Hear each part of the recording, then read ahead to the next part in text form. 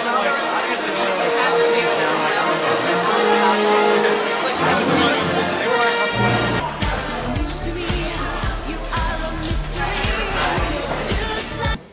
at how people perceive it on TV.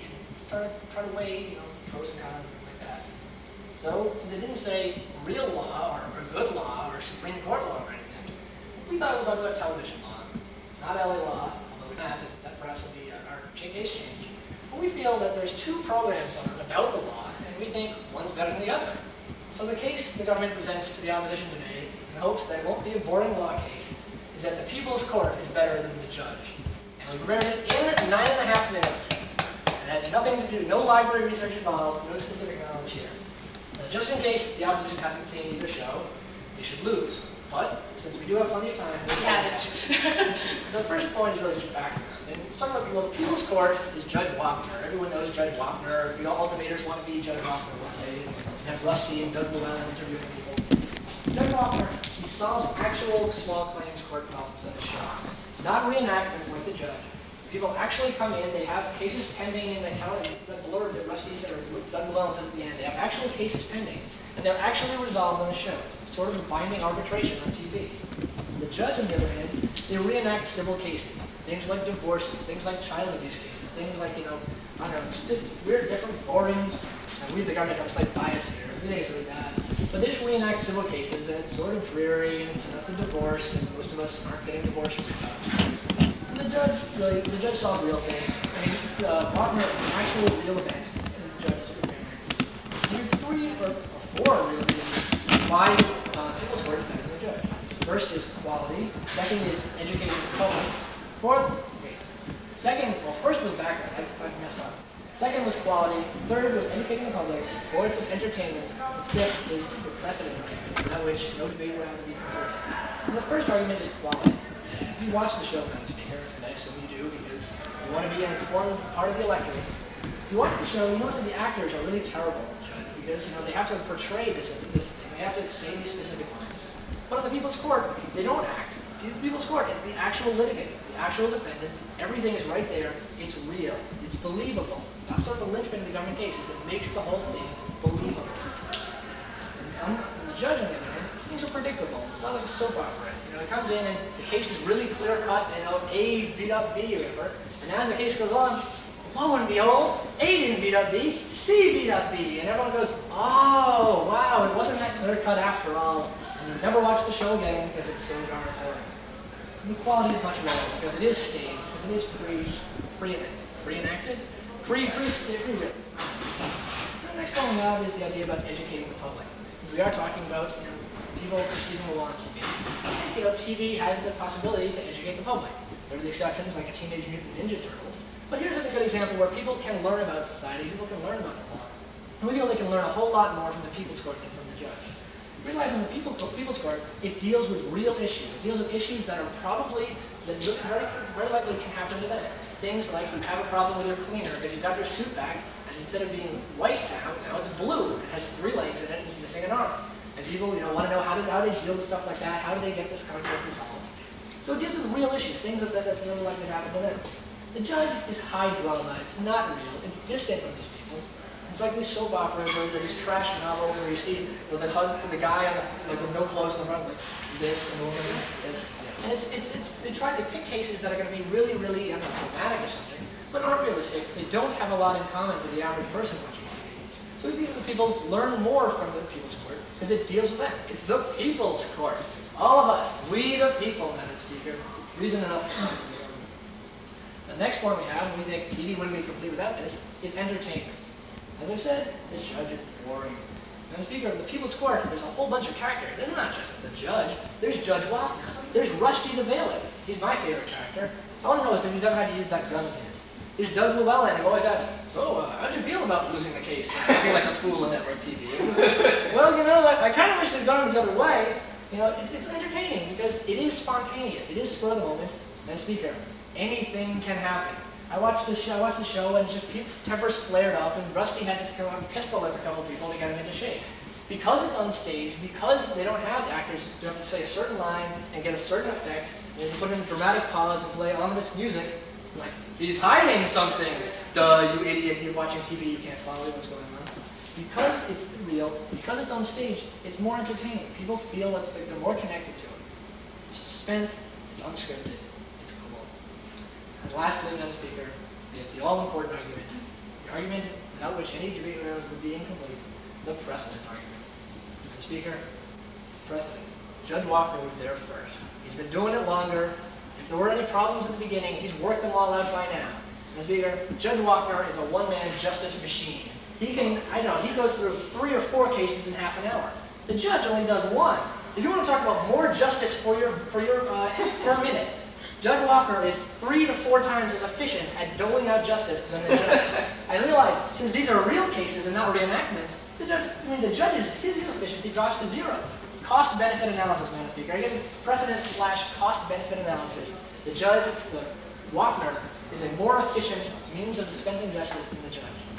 Another sort of minor point is, we don't even know what the judge's name is. I think it's just the judge. And he goes home to Mrs. Judge and all the little judges. And I don't know, his parents, I don't know his last name is Judge, his first name is I don't know. People feel better about Walker. He's closer to them. Again, the whole reality point, it seems closer, not this distant. So overall, what do we see? We managed to get a funny case, I think, out of the law. We didn't think it was possible, but sometimes we're surprised even ourselves. We see the government's case is really founded on the idea that the People's Court, because it's realistic, because it solves actual problems that actual people have, because it seems like that up close, because it's the People's Court, and it seems like, it could happen to me and I can learn something from it, then it's better than the judge. The judge doesn't resolve issues, the judge shows old issues.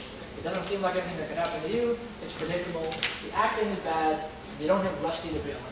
It's for these reasons, and thousands more that my colleague will try to bring up, that we beg to propose. Thank you, Prime Minister. I now call upon the Leader of the Opposition for 8 minutes.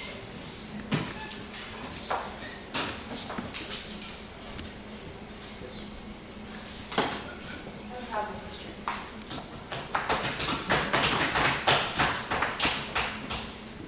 Madam Speaker, honorable members of the government, and my colleague. Coming before this case right now, we said the law. Oh, wow, exactly what I didn't want to argue about after finishing all my law school applications this week. But then, sure enough, what do we have to expect? We have something not really about the law, but more about the law and how people perceive it, and that's fine. The problem with this case, though, is the way that I perceive it, and the fact that, okay, I've seen the People's Court. In fact, as I was home with the sick the other day and I'm glancing through the TV set, I even saw the People's Court for about 5 minutes. I've never seen the judge, have no idea what goes on with the show, except for the limited knowledge that the Prime Minister has given me and my partners whispered in my ear during the last 8 minutes. But Madam Speaker, stand resolved, we can still argue this case, and we can still tell you why the judge is better than the People's Court, for the simple reason that the People's Court sucks. And Madam Speaker, what I'd like to do in the following 8 minutes is I'd really like to go through some independent reasons of my own why the People's Court is not as good as the judge, and why the judge is so far superior. And then I'd like to go back to the 5 original points brought up by the member of government.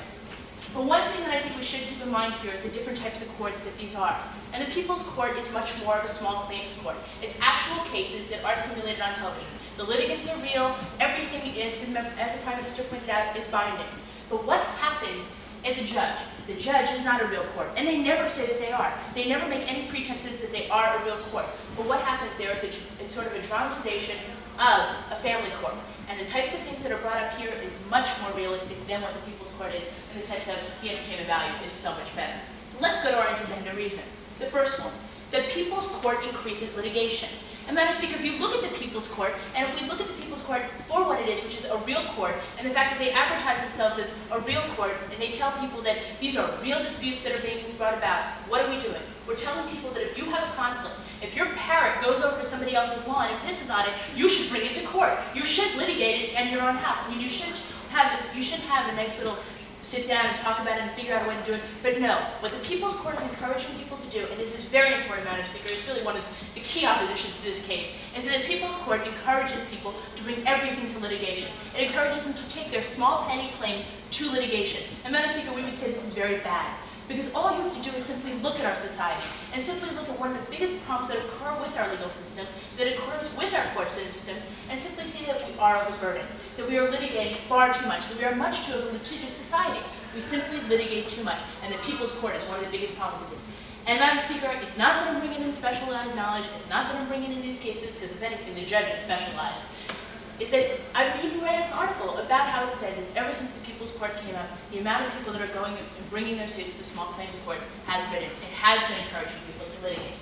The next point is that the judge teaches you that conflicts are resolvable. Because the one thing that the judge does is it plays the whole thing out.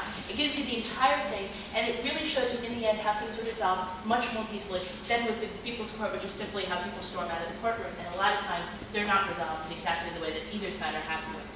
The next point. And this sort of falls from the first point again, is that it gives people a bad impression of the law. Because whereas the judge never makes any pretenses that they are the actual law, and this is an actual courtroom, the People's Court kind of confuses people. Because is it a real court? Is it simply a mediator? Is it simply a binding arbitration? Or what exactly is it? But all the people know watching their television sets is that this is binding, and this is an actual law, and Judge Watner is a real judge. So what is it doing? It's putting people's minds, the law, People's Court, one and the same. It's giving people a bad impression of the law. It's giving people the impression that things can just be solved 1, 2, 3. That a judge will put his nose into everything, and that this is what our legal system is taking up our times doing. And that this is what we're spending our tax dollars for, is something along the lines of a People's Court. Madam Speaker, we would say that this is pretty bad. The last one is that look at which program presents to you, the viewer, much more detail. Which one really is going to give you a better idea of what goes on in the show. We would say, they say to you that it's bad that the judge only goes through one case a show. And it's actually so much better that People's Court goes through 1, 2, 3 cases a show. Madam Speaker, we think it's wonderful that the judge only does one. In fact, as my partner whispered into my ear, the judge sometimes has mini-series where they'll have one case an entire week. What does this say to you, Madam Speaker? It says to me that they're telling you more about the case, that they're explaining to you more about the case, that they're getting you much more depth, they're really bringing you into this case and really holding on to your attention. Whereas People's Court, click, my parent was destroyed by the people who harmed me. No, we didn't do it. And then 10 minutes later, we have a resolution. That's what's going to give you detail. What we would say is go with the judge because it's far more detailed and far more better. And therefore, by being more detailed, it takes away most of the advantages the members of government have presented with regard to the People's Court. So let's return to what they originally said. And I didn't really get their points because they're sort of like mushy together, but we're going to get this as well as we can. The first one, the law. And basically, the next thing that I have is that the law is so much better represented on the People's Court. Madam Speaker, simply this isn't so because it gives you a skewed picture of what actually takes place in the law. Because it doesn't tell you the whole case that's taking place. All it simply gives you is the beginning and the ending, and it's not exactly what would occur with regard to it. And a lot of times in the People's Court, you hear, well, according to testimony that was told to us before the show, a lot of it we don't even see. It doesn't really tell you what does go on with the law. The next one is quality. And they say this is the real issue. What we would say to you is quality is what presents to you more detail. What gives you the best idea of what actually goes on in the courtroom. And although the judge is simulated, and although they don't make any pretenses that they are real court, it is so much more quality. They bring in witnesses, they bring in they have the long testimony, they go into detail, the background of the case. They really give you a much better quality with regard to what is shown. The next reason is that education. And that this is, we really think, is the crux of where we win in this case. Because if you go back to our independent arguments, what is more educating? Is it more educating to simply give you sort of a part of the case? Is it really more educating to make you think that, well, everybody should go to court if they have these types of disputes? No. What the judge does is it takes real type of issues, murder, family problems, incest, all these different problems that have to be litigated over long fuse, and they really educate you as to how the legal process works. Because although it's not a real court, what you see here is it's a long-term litigation. It really takes place. They really analyze what is going on, and people are actually being educated as to how the legal system works. Because if you've ever seen the judge, one thing that they do tell you is that it does have a board of advisors. And the advisors do tell them as to how the litigations go, and they make sure that they are following the right legal ramifications. So it's much more educating and much more realistic, even if it's not a real show. I mean, not a real case. The next one, entertainment. All right, entertainment. What is more entertaining, small claims court or murder, rape, incest? What we would say is look at what TV docudramas people are watching.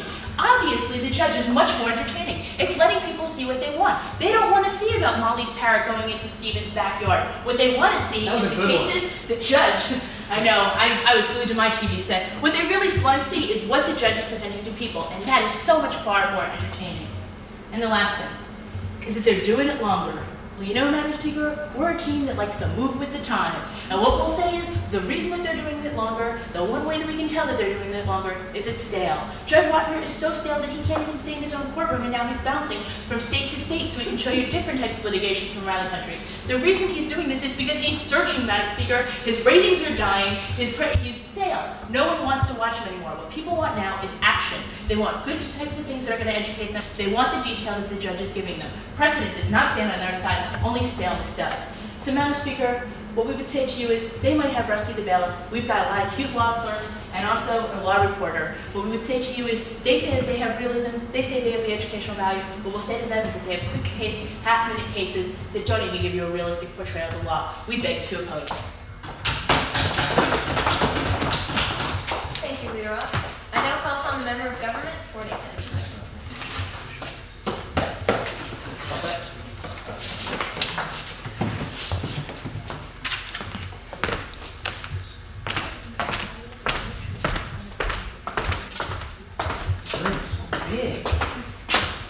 Thank you very much, Madam Speaker. Intriguing. My flow pad won't stay on there. Madam Speaker, the opposition has come up before you today and talked about why they think the judge is so wonderful. Well, they're wrong. The judge is not as wonderful as they say it is. Nope, nope, nope. Wrong, wrong, wrong. That's one of my favorite statements is nope, nope, nope, wrong, wrong, wrong. Because I have to say it so often. Madam Speaker, Judge Wapner beats the judge any day. Judge Wapner is wonderful, and we have oh so many reasons to explain why this is. And I think the best way for me to explain why this is first to give you a little bit of context and general information, and then specifically address the points that the leader of the opposition brought up. Now I want to remind you of something, and that is the notion of reality, and also the notion of who is going to be watching these shows. We, the members of the government, think that reality is very important and that it should be conveyed, and that people should get a realistic picture of how the justice system operates. Now, that's one piece of it. Now, the other piece of it is that if you think about who the typical American viewer is that watches these shows, it's not usually law students. Law students generally tend to go to law school so they can learn about the law. They don't usually learn it on television. But the important thing about Judge Wapner is that he gives these little cases in bits. That is to say, he takes care of the short attention span of the average American. And what he does is he creates a better, smarter, more, I guess, legally swift viewer. I suppose that's the only way that I can describe it. And he does this in an interesting way.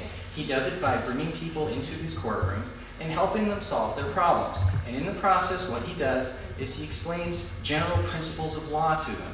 And we, the members of the government, think this is very important. We think it's far more important than what the government seems to be advocating, which is this sort of, they tell you that there's a strong educational value in the judge and that, well, you know, they've got depth, they follow issues and all the other things, and they follow things like, I guess, rape, murder, incest, and all that kind of stuff. Well, we, the members of the government, think that it's awful that a TV show should take things like that and put them on such a trivial level by making a soap opera out of them, because in effect, that's what the judge does. And we think that's really, really bad. We don't think that that's the kind of thing that we should like about a TV show. And that's one of the reasons why we, the members of the government, think that Judge Wapner's show does a heck of a lot better than the judge. Now that I've said these sort of general philosophical things, I'd like to address some of the specific points brought forth by the leader of the opposition. Well, she did tell us that the People's Court sucks. And I have to disagree. I have to say the judge sucks. I don't think I need to say much more of that because I explained a lot of the reasons why the judge sucks already.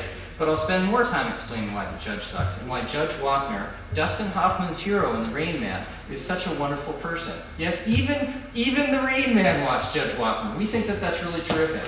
Now, let's talk about one of the first arguments that the leader of the opposition brought up. She said, well, you know, it encourages people to litigate. And we think that's bad because, you know, we're overburdening our courts as it is and oh, awful, awful, awful. Well, I've got to quote, don't smile like that, it makes me laugh. I've got to quote my hero Doug Llewellyn on this. Don't take the law into your own hands, take them to court. That's right, Madam Speaker. And the government will be upset because they'll say, well, geez, you know, you're overburdening the courts. Well, there's something that's really neat about about Judge Wapner's show. And that is that, what is my partner explained, it takes court cases that are pending in state courts, and it picks them up. That is to say that it unburdens the court systems in these states. So in effect, that argument falls. Indeed, Wapner helps the court systems out because he not only encourages to use the law and to use our wonderful legal system, but he also takes away some cases that could potentially be overburdening state courts. So we think that that's a good thing. Now, another point that the opposition brings up is that the judge teaches that conflicts are resolvable. Yes, I remember watching the judge so many times and seeing him be all kind and compassionate and all these wonderful things. But the problem is that it's not real, Madam Speaker. It's a reenactment of previous cases. It's a soap opera approach, and it just doesn't work. It doesn't convey reality. It doesn't convey notions of law. It just brings these people in there and tries to wrap things up so that things work out for the better and that bad cheating husband gets punished. Madam Speaker, that's the stuff that soap operas are made of. That's certainly not the stuff that law is made out of, and we don't think that that's good. Now, another point that comes up is that there's a bad impression of the law. And as I said before, no legal principles, Madam Speaker. Here's the idea. When somebody comes into Judge Wapner and says, look, this guy, this painter, came in and he painted my house. And he did a really lousy job. He signed a contract that said he was going to paint 3 floors. Well, his ladders only reached up to 2 floors, and I refused to pay him. And I don't understand why he's coming here asking for money. And then Judge Wapner listens to the painter, and the painter sort of mumbles and fumbles around, well, you know, I said 2 ladders, and I didn't mean that. And what ends up happening is this. Wapner conveys the impression that, look, if you promise to do a service, you have to deliver on it. Otherwise, he's not obligated to pay. And then the painter walks away all upset, and he vents his frustration to Doug Llewellyn. And then the audience says, yeah, but the painter was wrong. Madam Speaker, in a very quick, simple way, it conveys important legal principles. And we think that that's very important.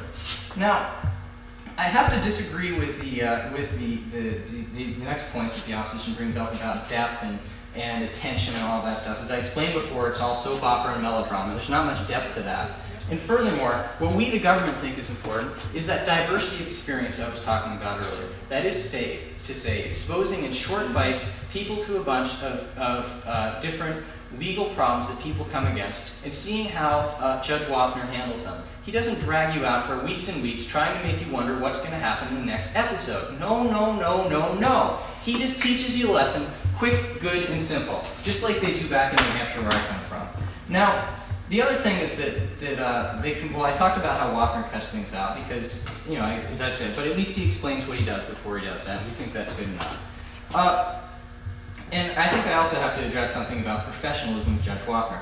Judge Wapner was a judge for many years. That's just as good as having a board of advisors. And as he flashes on the screen at the end of the show, all of the decisions in these cases are based upon principles of California or whatever state law it is that he's dealing with. So, indeed, he is a credible source of information.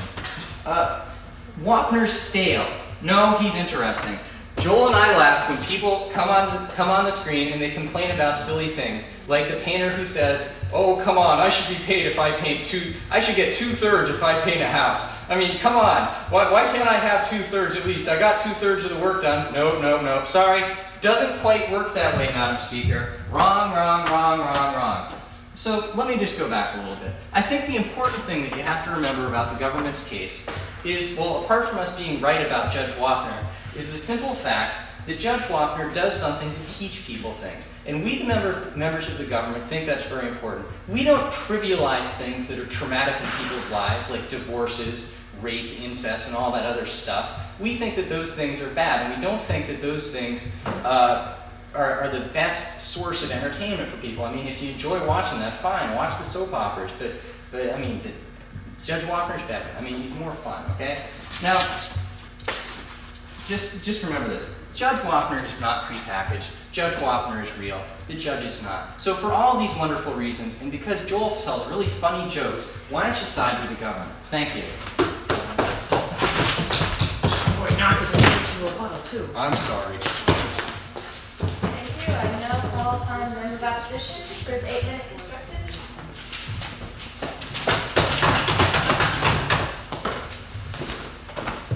Thank you, Madam Speaker, members opposite, and my colleague. Unfortunately, I this summer was a judge junkie. I worked at home from 4:35 every day on Channel 9, there was the judge. Judge Robert J. Franklin was his name. We have two major points as we go into this case that were brought up by my partner. One, the judge is honest. He takes an honest approach to his cases. He says at the beginning, this is a drama. We're dramatizing law cases loosely based on real cases, but based on real principles in the law. Judge Wapner doesn't do that. Judge Wapner says, this is a real case. Well, it's not a real case. It's a dramatization. The people might be real, people might be actors, but a case isn't real.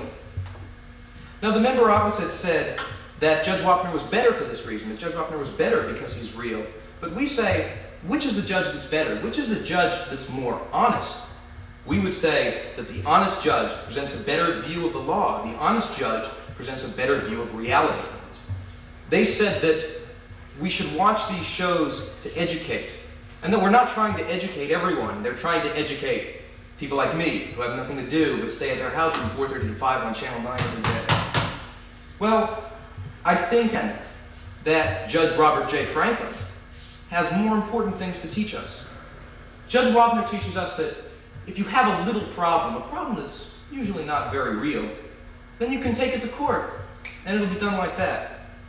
Judge Robert J. Franklin says, if you're the victim of assault, if you're the victim of rape, you can come to the law, and the law will protect you, and the law will set you free, as it were. They say that it's more like a soap opera. That Judge Franklin's court is a soap opera, a circus, where people have no cases and they talk about nothing. Well, again, which is more opera? Judge Wapner, where he says it's the law, but it's not really? Or Judge Franklin, where he's honest and says, this is what we're here to do, and this is what we're going to do, and he does it. Judge Franklin presents a better example for people who don't know much about the law and need to know about it most. Judge Wapner is a negative force, not an educational force. He teaches people that they can always come to the courts, even when they don't have a real conflict. Increasing litigiousness in our society is not something that we need. The courts are overcrowded. There are waiting lists years long. We need to move forward, not backward. Depth and attention, they say. Judge Wapner is deeper, and he experiences more people's attention because he exposes people to the law in short, digestible bites. Well, again, this lends back to education. That's not the law. The law isn't solved in 15-minute bites. The law is solved in long trials, like Judge Franklin does. Long, often week-long trials. I want to go back now to my partner's earlier argument about why it is that the judge is generally better than Judge Wapner. One, Judge Wapner will increase litigiousness. People will get the feeling that they can take anything to court, even if it's not a real issue, because, as Doug Llewellyn says, if you've got a conflict, just take it to court. They will teach that conflicts are resolvable. This is Judge Franklin. Judge Franklin teaches you that the law is your friend, and major, important conflicts can be helped. People get a bad impression of the law from Judge Wapner. They get the impression that anything can be done, as long as they have some little conflict that can't be helped. And finally, the judge is just simply honest. The judge says that this is a drama. This is based on fact. This is not a real case, but we're going to teach you something about principles of the law, and he does that very well. I think the most important point for our side is the entertainment question. Because if we want to educate people, they're not going to be educated to something that they don't want to watch. The judge is just more interesting. I watched them all. I watched the judge, I watched the People's Court, I watched divorce court, and I watched Superior Court. Wow, you're ill. Divorce court was the best, but the judge was second.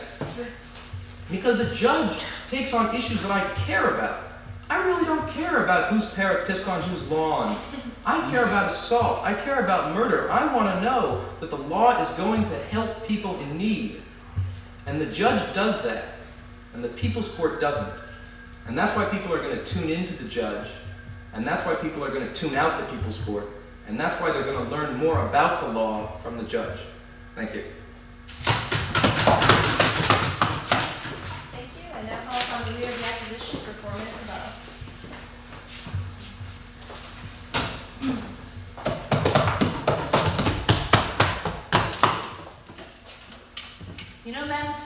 been an interesting 32 minutes. What I'd like to do right now is return back to what we originally started with. The case that was originally brought to you by the Prime Minister. And that was, we have over here the People's Court and over here the judge. We have two distinctly different shows, and what we should do is decide which one is better. And Madam Speaker, what I want you to do is think during the rebuttals, and think especially when Joe makes his speech, because I've debated against Joe before and I know what he's going to do up here. I want you to think and not let him get away with simply saying, People's Court is better because it's actual, it's real. The judge is a simulated program. Madam Speaker, we knew this. This was the original contention that was brought to us at the very beginning. The judge cannot simply be not because it's not real, because we knew that from the very beginning. What you have to decide is it better that we have a show that is simulated, that is not real, or is it better to have the People's Court, which is supposedly an actual show and states itself as being that way, an actual courtroom. So, Madam Speaker, you have to remember this dilemma. And what I'd like to do is talk about in my rebuttal a few key issues that I think were brought up in this round. Them being honesty, education, entertainment, litigiousness, and also what's stale and what's now. The first of which is honesty. At least the judge doesn't say that it's an actual court. At least the judge never makes any pretenses of what it is presenting itself to be in the people. All it says is, this is a show that is based on the legal system. This is a show that is here to entertain you, that is based on the legal system. What People's Court does is it presents a sham. It says, we are a real court. Everybody here is real, all these cases are actually being disputed, and what we will come up with here is a real solution. All of that being true, but what it does is says, we are the legal system. And no, they're not, Madam Speaker, because the legal system is not something that is presented to people in a half commercial breaks. 3 cases being shown. That is not the legal system, Madam Speaker, and you have to remember that. The next point is education. What we would contend to you is although the judge is not a real court, and although it is simulated, it educates to you still much more than the People's Court does, because it's not like 8 minutes of a court case. What it does is it goes through the testimony, it goes through the witnesses, it goes through the interaction in the court system, and then from there, it presents a case. That's educating you more about the legal system than about 2 people getting up there and saying, my parrot trashed over the other person's garbage can. Same thing, Madam Speaker, it's telling you and educating you far more, even if it's not an actual court. The next one, entertainment.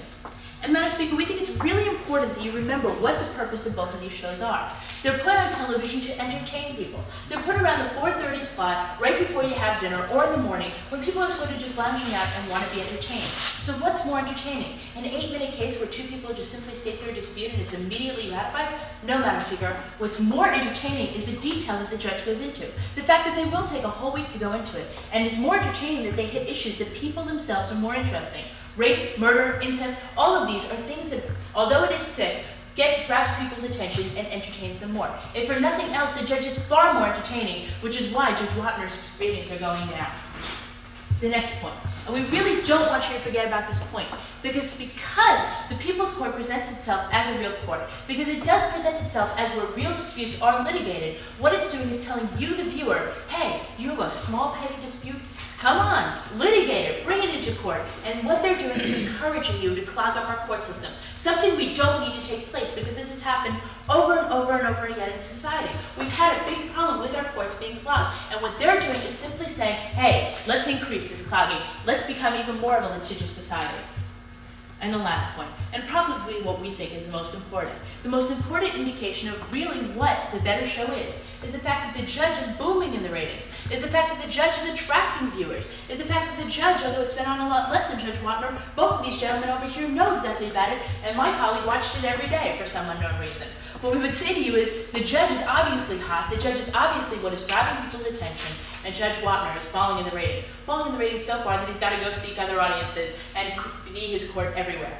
Madam Speaker, remember that the dispute that they presented to you at the very beginning is the question of what is better, a simulated court or an actual court. And then they gave you the 2 examples of how this is being shown. What we would say to you is that the judge is far, far better for reasons of the education value, for reasons of the entertainment value, for reasons of the fact that it doesn't encourage people to go and dispute every petty thing and encourages people instead to sit down and talk about their problems. And of course, because it's so much hotter than Judge Wapner. We beg to oppose. Thank you. I now call upon the Prime Minister for the rebuttal.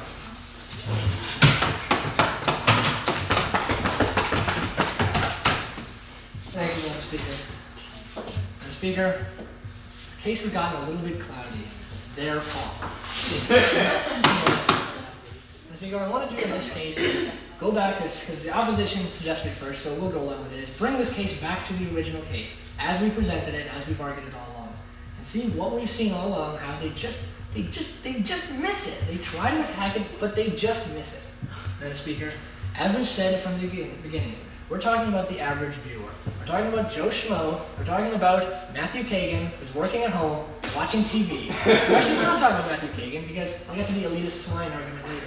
We're talking about the average American who doesn't know where the average American is on a map. They can't find the Pacific Ocean. They think that's Idaho or something. The average American doesn't know the law. I'm realistic. Mr. Speaker, the average American doesn't need to learn a law degree through the judge. They aren't going to. It's unrealistic, and that's a key word here, unrealistic to expect them to really learn in-depth law from these shows. Mr. Speaker, what the government's case is, in terms of education, what we want to do is familiarize people with the law. Not teach them in-depth legal procedures, not teach them how the court, like cross-examination goes, not teach them all the little logistics of how a court runs, but to familiarize themselves with the principles of the law. That was the original government case. We stuck to it all along. And if you hold them to this, if you hold the opposition to this, they sort of fall apart. And you say, well, it's more interesting because they want to hear about all these big cases. Madam Speaker, the average American doesn't want to hear about these soap operas. The average American wants to find out about issues that relate to them. They want to find out about, like fencing disputes. They want to find out what happens if their dog goes and does a doggy deed on someone else's lawn. Madam Speaker, the average American wants to find out about issues that pertain to him. Now, next we have the opposition to some of their philosophy. They say, well, is it better to have a simulated court or an actual court? And they make a big point about honesty. That's a big opposition point here. Madam Speaker, as we've clearly stated from the beginning, no, it's not an actual court, but it is a form of binding arbitration. It follows the laws of California. Madam Speaker, this is exactly like any other form of binding arbitration. We've said this all along. No, it's not an actual court. He's a retired judge. But he is a judge. He has been to law school. He has been licensed or sworn in as a judge. It follows all the legal procedures, and it is honest. It is binding arbitration. Madam Speaker, these are actual cases. They're not the sham that the opposition seems to think so. I don't understand what they're saying. That's the honesty. You say, well, education, and this is about the whole idea about the legal system, and they try to promote something else. Madam Speaker, again, we're trying to promote the principles of law, not all the little details. Madam Speaker, the average American doesn't have to know how a cross-examination works or how the swearing-in process works. They want to know basically what happens if you borrow something from someone else and then lose it, whether you're liable, even if you try to be careful, things like that. Basic principles, Madam Speaker. This is what the average viewer is interested in. And talk about entertainment. They say, well, if you go a whole week in depth, it's going to be a lot more interesting and talk about these really big issues. No, Madam Speaker, it becomes a soap opera. As we've said, it trivializes these issues. It becomes just another one of those daytime afternoon programs. Someone murdered someone else. Someone slept with someone else. Someone's carrying someone else's illegitimate baby. Madam Speaker, it's trivialized in our society. It doesn't mean anything anymore. The People's Court is real. It's real cases. It's not a sham. It's not fake. They're actual real cases pending in California courts. It's real. It's entertaining. People care. As an example, she didn't get to watch the judge. She'd watch the People's Court. Reason enough to side with the government. Never watched Know the idea behind litigation. Say it teaches people to litigate. No, Madam Speaker, as they very clearly stated, if you have a conflict that you can't resolve, don't take the law into your own hands. Take them to court. It says, and this is what the American system is founded on, if you can't work something out with someone, you have the right to recourse. You have the right to have an impartial body look at it and try to resolve it for you. And Speaker, this doesn't encourage litigiousness. It decreases violence. It tells people there's a better way. And Speaker, the People's Court is the better way.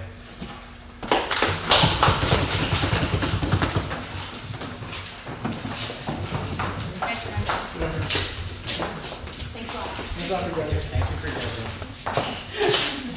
Thank you Thanks for watching, Mom. Thanks, Mom. Joel got a new watch. $2.99. Oh. No, I'm working on it. Well, we should wait here, right? Because that's what we're doing. Yeah, we should probably go. Get some air. Hang out by the window. What? We was both last on the street. Good? Yeah. What did you guys run? Or were you off? Or They ran what that. did they run? You know the law about. Wait, are you filming right now? Me? No, I'm just focusing. Oh. Yeah, but there's always a red light on. You know the law where you have like the mattress tags? And you're under The mattress? the mattress tags. Oh yeah, And they if you said, remove what them, did it's they under say? penalty. You should repeal that. Oh really? Yeah. That's a stupid case. I mean, This kind of no. What I don't understand is that's based on a misunderstanding. Totally. People know that it has to do with the mattress salesman, not with the people who buy the mattress. It doesn't have Oh, to, really? It doesn't have to do with the consumer at all.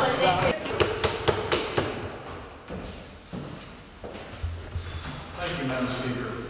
Madam Speaker, members of the House, my colleague, members opposite. Madam Speaker, the topic today is the life of man.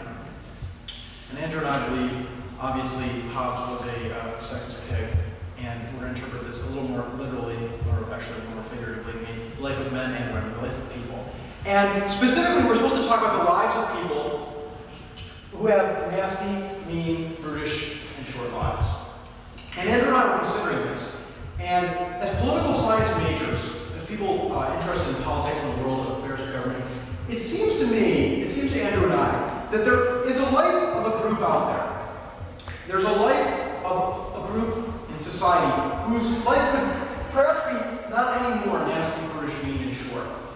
And that group, Madam Speaker, and we hesitate to bring up this topic, but we're going to anyways, is the lives of women who have been raped or who have been subject to incest, and in such a process have been impregnated. We believe, Madam Speaker, that the life of this group is perhaps potentially the most mean, the most nasty, the most brutish, and the most short. And it's an unfortunate situation in America. It's an unfortunate situation and condition that these people have been put in such a state. And what Andrew and I would like to do today is we would like to propose a way to improve the lives of this group, to improve the lives of these women.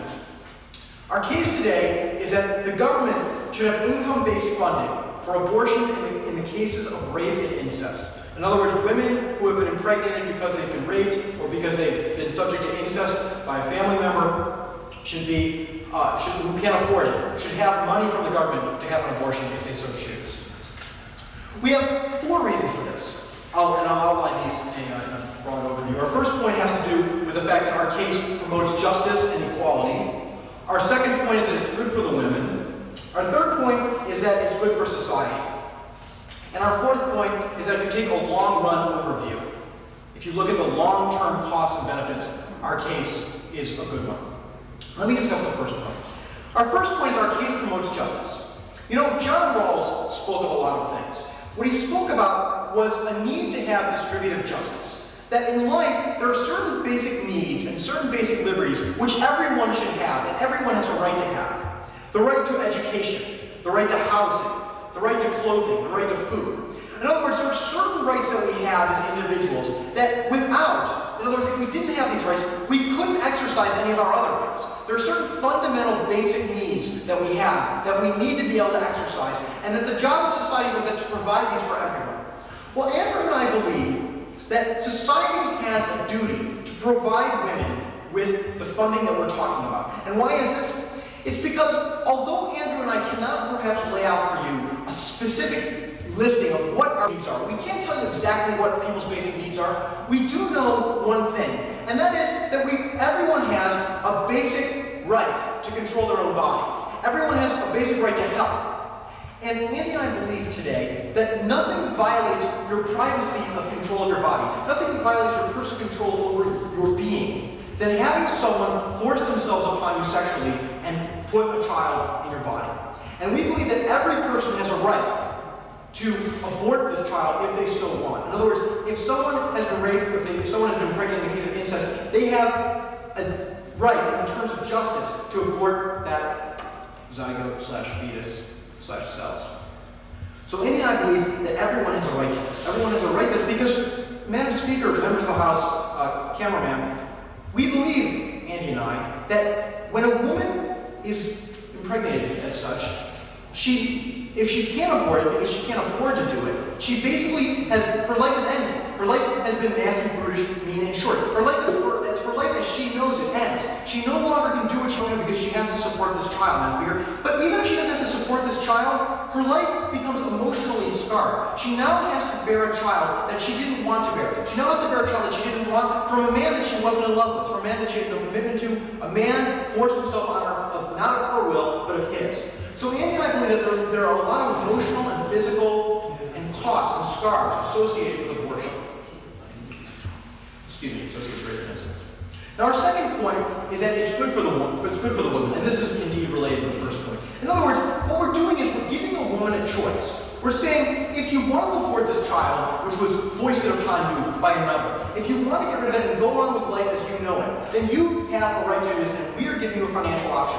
Now, it's possible that a woman has a different view on life and they want to keep the child. And that's their prerogative. Andy and I are not saying, we're not forcing women who have been impregnated because of rape and incest to abort their child. What we're doing is we're giving them a financial choice. In other words, really, if you don't have the money to do it, and abortions are fairly expensive, they run into hundreds of dollars. If you don't have the money to do it, then for all intents and purposes, you really don't have a choice, right? It means you can't finance it, that you don't have a choice. So what Andy and I are doing, we're giving them a choice. The government is giving them a choice.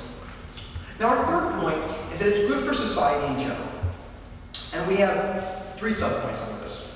Our first subpoint is that what we do as society by funding this is that we avoid, or at least maximize our avoidance of unwanted children in society. Andy and I believe that it's a very bad thing to essentially financially force women to have children that they don't want. That's not a good thing. It's not a good thing for women to be forced to bear children and have children out there whose parents don't love them. And Andy and I think that's bad. Secondly, we also believe that in the case of incest, children could be deformed, children could have physical problems because genetically, when a father or a relative has sex with a daughter, that the child more likely than in other controlled cases comes out with physical problems and genetic problems. And Andy and I think this is a bad.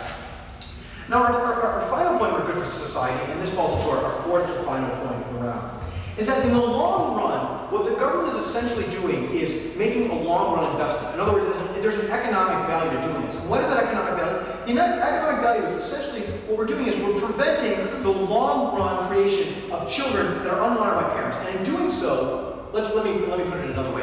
If we have a lot of children out there in society who are not wanted by their parents, we create long-run expenses, right? We create unwanted children out there. We create children abandoned by their parents. So what we do by...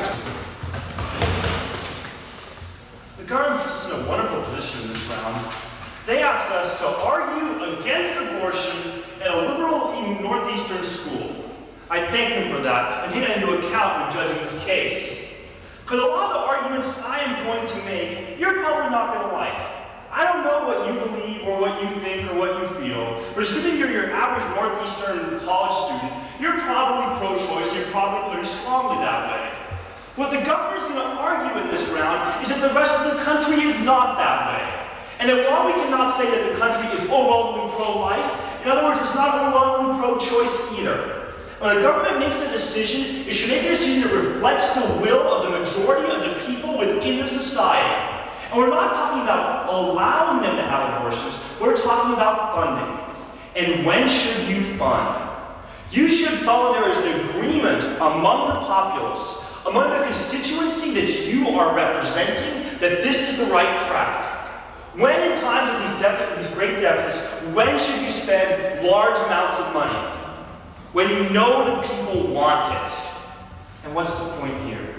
The point is, on abortion, there is no consensus. There is a battle going on. Now, people have a right to do it and are able to do it. The country is split relatively half and half. There are people who are not sure what they want. Many people really are strongly opposed to abortion for very key reasons. And I will make those arguments against their points. But the point in the end is I'm going to attack their points basically on the facts of funding and on the facts that maybe this fetus has fundamental rights as well. And many people in this country believe that. And if you look at the rights of the fetus as opposed to rights of the mother, and the fact that many people do approve of that idea, the government should not step out and make laws which go against the will of their constituencies. And that's what I'm going to argue in this round. So yes, we can't step in and stop women from having abortions. But there's between making something illegal and funding it. They can make all arguments they want about why abortion should be legal, but it does not mean the government has to support it. The government does not have to fund something unless the majority of people in this country want to fund it. The majority of people in this country do not want to fund it.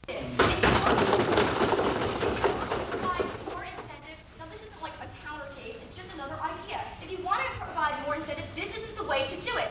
Paying them more would be providing more incentive. If anything, what they're doing is taking away the incentive, taking away what they hope to accomplish. And another thing that taking away tenure is going to do is it's going to take away from the nobility of the profession. They said that teachers have like this godlike status on campuses, that they're just impeachable. Well, first of all, like I just defined before, that's not true. Just like Supreme Court justices, they can be impeached, they can be removed in certain situations. And they said they're taking away, if anything, when you take away their tenure, you take away their job security. You're taking away yet another aspect of the profession. You're taking away yet another reason why people respect teachers. You're taking away another aspect of teaching that is a good thing. You're taking away incentive. Now, they also talk about how people are changing their impressions of teaching, and it's going down, and we need to improve this. Well, if you take away job security, you're going to be taking away what people are, the way people are perceiving teaching. You're going to be saying, well, you know, the teachers don't really deserve to be in there all this long. We're going to take this away. Now, they talk about how addressing the job security argument, they said, well, all teachers, you're offering job security to all teachers, not just the good ones. That's not true. Because not all teachers get tenure. Not only the good ones do. So in that effect, we are doing what they said we should do. We are offering job security to the good teachers. The teachers that have been passed by the review and have been deemed to be good teachers, valuable to the educational system, and deserve to be in there for good. As long as they are complying with the regulations of why they were hired. As long as they are going along with their job definition.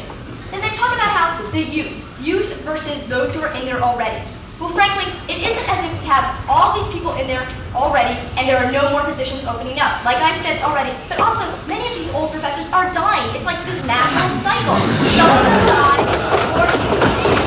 It's like the natural cycle of human evolution. And they're saying how, you know, the youth, we need the youth doing all the research.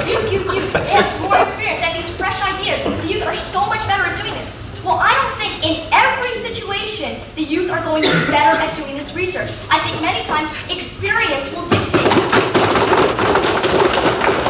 Many times the experienced professor is going to provide more for the community or be able to help the younger professors. If we eliminate all the experienced professors and throw in all new young professors, then who is going to help them? Who is going to guide them? Who is going to say, this is what we've been doing for years and years, this is what is functioning, this is what's working, or this is what doesn't work, let's change this. Experience does not always win, or youth does not always win over experience. So in that situation, their argument falls. New teachers are not necessarily 100% better than those who have experience. So my last few seconds I want to reiterate. There is review for tenure. It is not this one thing that you are in there for life and there is no chance of getting you out if you are a bad teacher.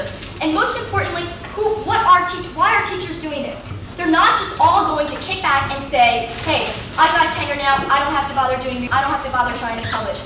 For all of these reasons, we beg to oppose, and we beg for you to value the abilities of teachers and their intentions.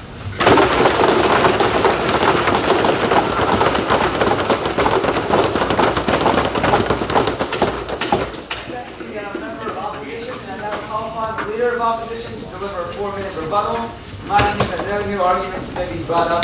The new examples will be. Kind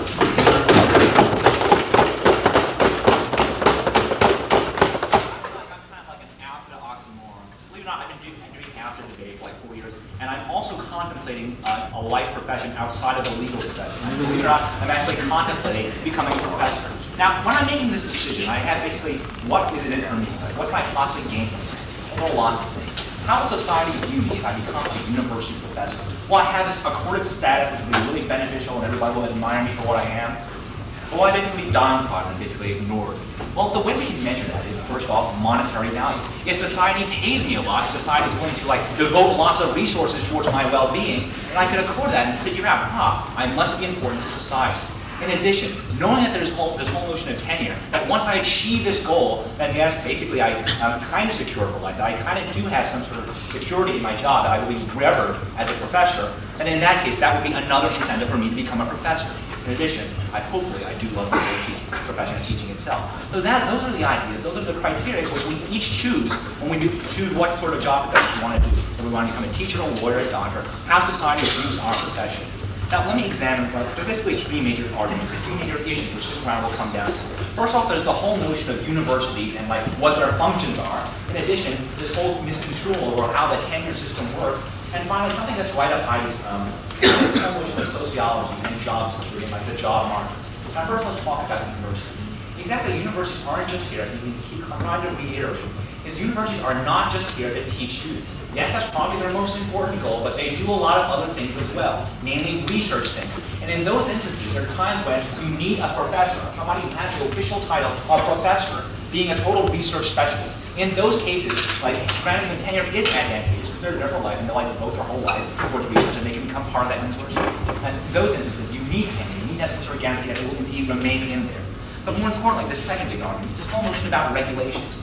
If you are a professor and you are granted life tenure, if you do basically, if you ignore all the regulations, if you basically become a really bad professor and screw up and do all sorts of mean and active things, you will be kicked out because the university essentially holds your contract. The university essentially dictates whether you can teach and whatnot. So basically, you don't have this guarantee. You are periodically reviewed both by your students, both by your peers, and both by the department chairs. So there is this sort of somewhat kind of review for tenured teachers. That's just not the case where they're telling you. Finally, the most important thing. Let's look at society in general. Will this actually help society or will it hurt society? Now, basically, we've been talking about this PhD club. And again, to reiterate, it's called market perception. Once students were graduating out of, say, these colleges or colleges in general, like in the early 80s, they saw that there was this PhD club, that there are no positions opening up for teachers. And what happened was that they decided, this will probably be a bad thing if I were to become a professor, because there are no jobs out there. What do they do? What would like the market response be? Don't go into the teaching profession. Go into law, go into medicine, go into different types of professions. That's what they did. And now because of that, now we're facing a glut. I mean, not a glut, but a dearth of teachers. Now we're facing a dearth of professors out there. Columbia University right here is facing a monumental crisis in their social sciences department. That basically, they can't find enough professors to fill up their slots. And under this system, what they want to do is basically, those people who are already in the system, those people who already have the position, we're going to challenge them and we're going to kick them out. We don't want that to happen. So there are the four major reasons. Like, what is it that goes into the decision to become a professor? Is it because it's kind of crooked, the tenure system? We don't think so. It's how society perceives us and wants to become a professor. So the second reason, this whole notion that there are different types of jobs that the university does. In some cases, it's to teach students. In other cases, it's to provide university research to benefit the world. And in those cases, in those instances, you need tenured positions, whether it be professors or not. For this third major argument is this whole notion that professors, even tenured professors, aren't there in stone at the university. They still are subject to reviews. They are still subject to certain sort of regulations, and they can be kicked out if they step out of line. Is a possibility. And for this whole notion of job sociology, that basically we need more people to come in. And by getting into the tenure system, this sort of incentive for people to go into the teaching profession, then we'll be eliminating that. Mr. Speaker, for these four reasons, we beg to oppose.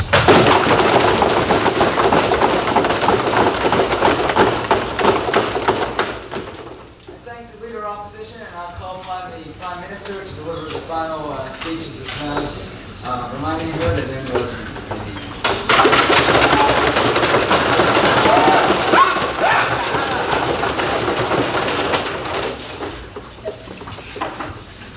Mr. Speaker, members of the House, what I'm going to do in these 4 minutes is not going to be too great. It's not going to be a beautiful speech, and it's not going to be lovely given. What it's instead is I'm just going to go through this flow, and I'm just going to point out how each and everything that the members of the opposition said is either number one, inherently false, number two, is just a total misconstruction of our case, and number three, they're wrong. The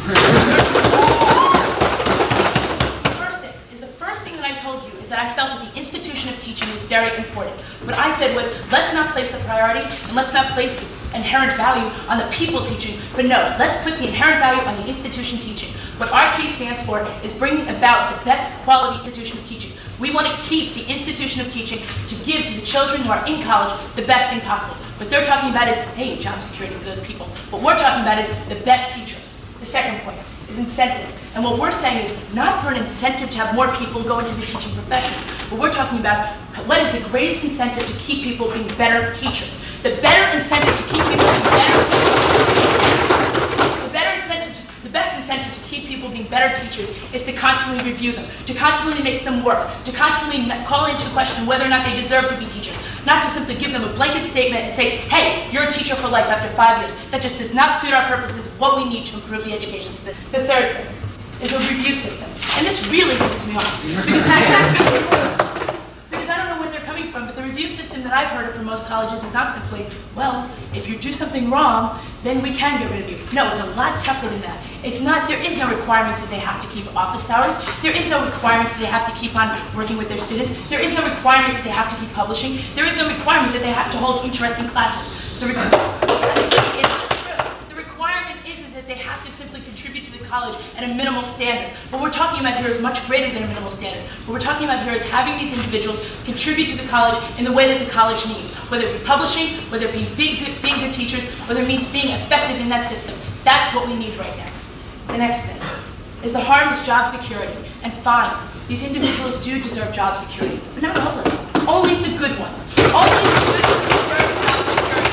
First thing to say is something we're going to leave here with. It's really important that you recognize that we should not just give a blanket statement, say that all of you deserve to be here, because it is true that some of them do. They say, well, you know, it's really unfair for you to say that teachers are inherently lazy. It's really unfair for you to say that teachers are these inherently bad people. We're not saying that. What we're saying is the system, as it's in place right now, allows for the potential to have lazy teachers, allows for the potential to have teachers not teaching you the best they can after they've been tenured. What we say is this is bad because the institution we're talking about here is far, far too important to allow this to happen. It's important enough that we should scrutinize them on a regular basis. It's important enough that we should review them constantly. That's why we say don't give the tenure system. We want them to continue to be reviewed. We want them to have peer reviews. We want them to have student reviews. We want this on a regular basis, not once after every 5 years, and then maybe every couple of years after that to see if they're. What we're here is to wonder whether or not they deserve to be teachers. The next thing is the glut and the dearth of teachers. And they're right, there might be a dearth of teachers right now. The dearth of teachers is basically caused by the tenure system that was in place. The dearth of teachers is basically caused because nobody joined the teaching profession because there were no openings. Why were there no openings? Because we guaranteed everybody a job at that point. The second point under this, we're talking about old people. They're saying, and it's just disgusting when they say basically they were talking about dying and the whole system's going to work so much better because everyone's going to die. Great, we get good teachers every 80 years.